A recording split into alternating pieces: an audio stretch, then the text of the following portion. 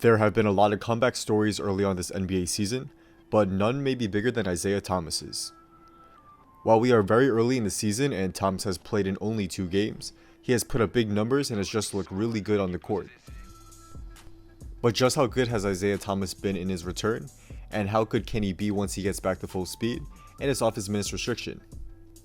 Well, to answer these questions, let's first take a look at the stats.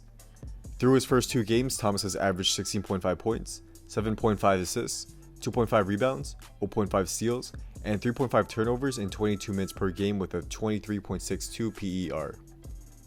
He's shooting 48% from the field, 42.9% from 3, and 100% from the free throw line.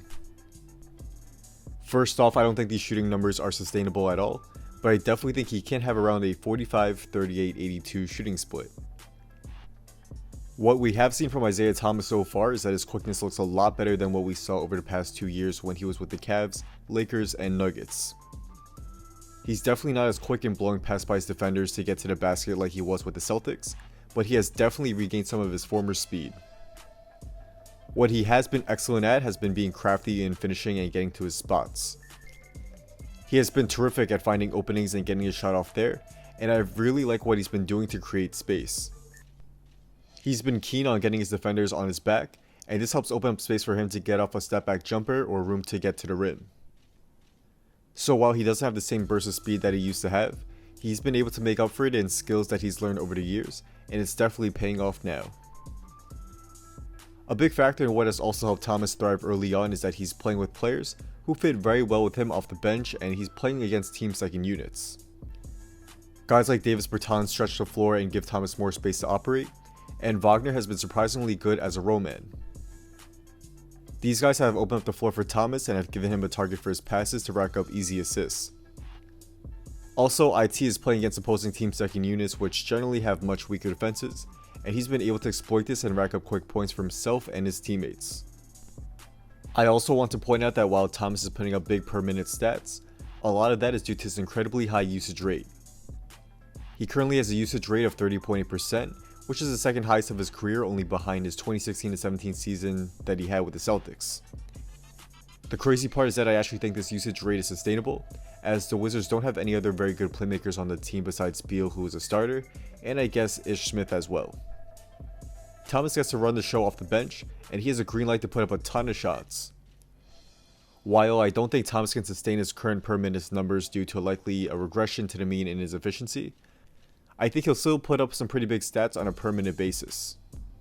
So for some of the bad stuff we've seen from Thomas, he has been incredibly turnover prone so far. Averaging 3.5 turnovers in 22 minutes per game is not ideal at all, and he needs to cut that number down a lot. I do think this will happen once he gets adjusted back to playing regular minutes, and I could see it going down to about 2.5 per game. But the most alarming part about Thomas and what has always been the weakest part of his game is his defense. His 5'9" height obviously gives him a huge disadvantage in contesting shots and also switching on defense, but he used to be much quicker on his feet, which is what used to give him good defensive positioning and potential deflections and steals. His loss in speed is really hurting him on defense, and he currently has a defensive rating of 117, which is the worst of his career, and a negative 4.3 DBPM, which is tied for the worst mark of his career if he maintains these numbers. Unfortunately, I don't think his defense will get much better given that he's always been a very poor defender, and also Brad Stevens is not there to hide him on this end of the floor. Overall, I've been pleasantly surprised with how Isaiah Thomas has played to start the season. He looks a lot better on offense compared to the past 2 years, though his defense is still a big problem. However, his play has definitely helped give the Wizards offense a boost, and I think he would be best suited to continue coming off the bench. He would get to go against second unit defenses and do his thing, and I would like to see his minutes land at about the 25 to 28 minutes per game mark or so. This should help keep him pretty fresh throughout the season and not put too much pressure on his body. Though he's not an MVP candidate or even an above average starter anymore given his deficiencies on defense, he should be a top 5 candidate for the 6th Man of the Year award if he continues this play. We'll see how he'll progress as the season goes on, and it will definitely be interesting to see if he can maintain this level of play for more than just a few games.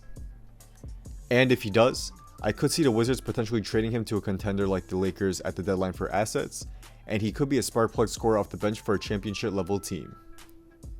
So that's a wrap. Thank you all for watching. If you guys did enjoy this video and want to see more daily NBA content just like this, be sure to drop a like and subscribe, and also be sure to turn on post notifications so you can stay updated on when this video will be coming out. Also, be sure to follow me on Instagram and hit me up if you want to talk about basketball, business, or have any video ideas you may to do. Let me know, as I do try to back to all you guys there. Drop a comment down below on your thoughts on how Isaiah Thomas has played this season. Do you think he'll eventually be traded at the deadline? Let me know down in the comments below. As I do read all comments, I'm definitely interested to see what you guys have to say. So with all that being said, once again, thank you all for watching, and hopefully I will see you on your next video. Peace.